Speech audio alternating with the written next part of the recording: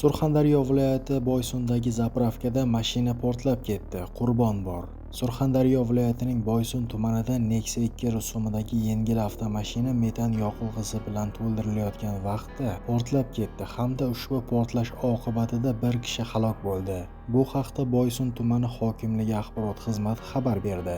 Qayd etilishicha, 28-iyun kuni soat taxminan ertalab 7:15lar atrofida Nexia 2 rusumidagi yengil avtomashina metan yoqilg'isi bilan to'ldirilayotgan vaqtida to'satdan portlab ketgan.